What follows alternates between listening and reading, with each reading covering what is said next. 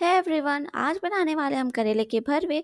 और इस भरवे से जो करेले की कड़वाहट होते हैं ना, वो बिल्कुल ही गायब हो जाएंगे, क्योंकि हम ऐसी ऐसी कुछ चीज़ें इसमें डालने वाले हैं जिससे कि जो इसकी कड़वाहट है वो बिल्कुल ही गायब हो जाएगी। और बच्चों को तो बहुत ही पसंद आने वाली है ये रेसिपी। अगर आपके बच्चे करेले नहीं खाते हैं तो इस रेसिपी को आप यूज़ करें। आपके बच्चे भी भरे भरवे खाएंगे और बड़े तो खाएंगे ही। तो आइए स्टार्ट करते हैं रेसिपी। तो सबसे पहले करेलों को कट कर लेना है और साथ ही लेना है नींबू। अब लेंगे एक कुकर और उसमें भरवों को डाल देंगे, सॉरी करेलों को डाल देंगे और साथ ही इसमें डालेंगे पानी। पानी आपको इतना डालना है कि करेले जो है वो उसमें डूब जाए। और साथ ही इसमें डाल दें आप आधा नींबू। यहाँ नींबू डालने से जो करेले के कड़वाहट होते हैं ना, वो थोड़े थोड़े कम हो जाएंगे। और साथ ही यहाँ नमक डालेंगे थोड़ा सा। और इसे हाई फ्लेम पर आप 2 विसल आने तक पका ले, ज़्यादा नहीं पकाना है वरना करेले जो है वो यहाँ से टूट जाएंगे, बहुत ज़्यादा बॉयल हो जाएंगे। तो बस 2 सीटी आने तक ही आपको पकानी है और उसके बाद करेलों को निकाल लें, उसे ठंडा होने दें। और जो उसके अंदर के सारे बीज है, अब उन बीजों को इस तरीके से सारे को निकाल लेंगे। और इसे फेंकना नहीं है, इसे भी हम यूज़ करने वाले हैं। बहुत ही आसान सी रेसिपी है ये और बहुत ही टेस्टी है। बच्चों से लेके बड़ों तक सबको पसंद आने वाली है। तो ये रेसिपी को पूरा देखें और साथ ही चैनल को भी सब्सक्राइब कर लें और वीडियो को लाइक कर लें, ताकि जो भी वीडियोस आएँ आप तक जल्द से जल्द पहुंच जाए सब्सक्राइब करने की वजह से। क्योंकि इस चैनल पर आती है बहुत ही इजी रेसिपी, बहुत ही टेस्टी, बहुत ही कम तेल और मसालों के साथ। तो सब्सक्राइब करना ना भूलें। तो चलिए, जो बीज है वो निकल चुके हैं, अब हम तैयार करेंगे इसकी स्टफिंग। तो सबसे पहले मैंने यहाँ पे 3 प्याज लिए हैं। यहाँ प्याज को मैंने रफली चॉप कर लिया है, क्योंकि हम इसे चॉपर में चॉप करेंगे। अगर आप चॉपर में चॉप नहीं करने वाले हैं तो इसे आप डायरेक्ट यहीं पर बिल्कुल बारीक बारीक कट कर लीजिए।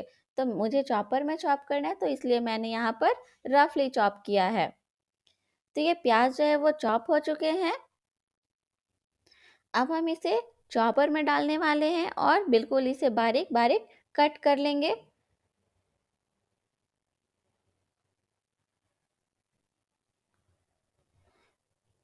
तो अब प्याज जो है वो चॉप हो चुके हैं। अब हम लेंगे सरसों। सरसों यहाँ पर बहुत ही इम्पॉर्टेंट है। सरसों के बिना ये रेसिपी जो है वो अधूरी है, इसी से टेस्ट आता है।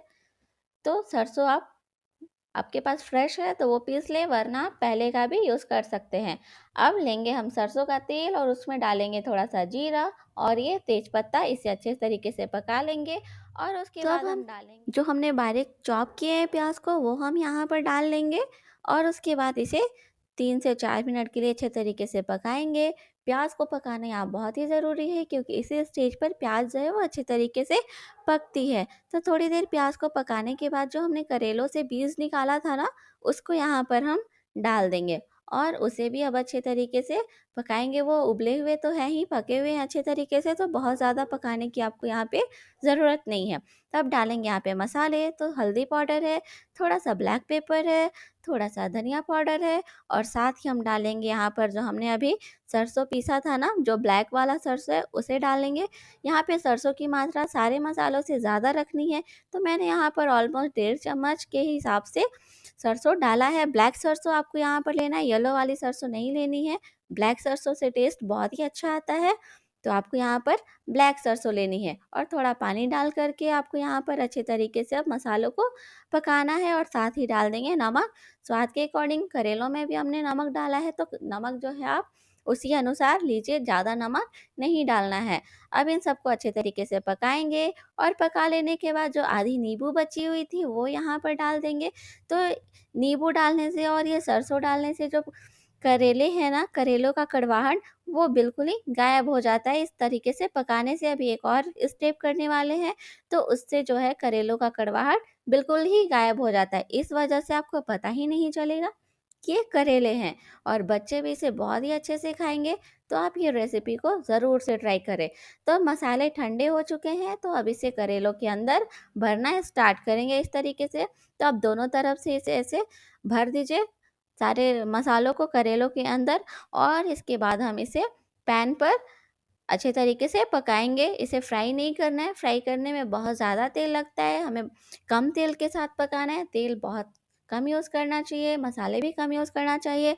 इसलिए हम यहाँ पर कम तेल और मसालों के साथ बना रहे हैं भरवों को, और वो भी बहुत ही टेस्टी। तो इस तरीके से सारे भरवों को आप अच्छे तरीके से भर लीजिए मसालों को,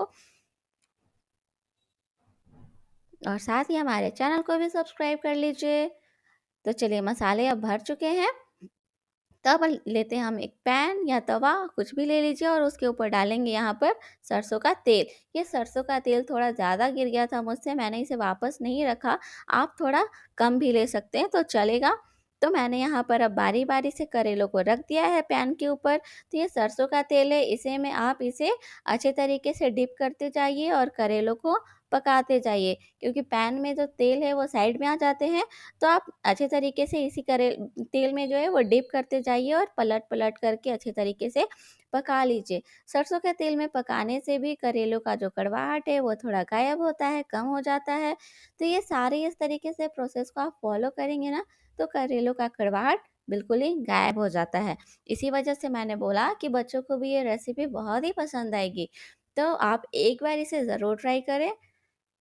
तो इस तरीके से पलट-पलट करके सरसों के तेल में डिप करते हुए करेलों को अच्छी तरीके से पका लीजिए। बहुत ज़्यादा भी पकाना नहीं है, क्योंकि ये ऑलरेडी उबले हुए हैं, ऑलरेडी पके हुए हैं। बस फ्लेवर इसमें लाना है हमें, तो इसलिए हम यहाँ सरसों के तेल में करेलों को पका रहे हैं। तो ये जो करेले के भरवे हैं वो अच्छे तरीके से सिक चुके हैं, पक चुके हैं। तो ये जो भरवे हैं वो पक कर के बिल्कुल अच्छे तरीके से तैयार हैं।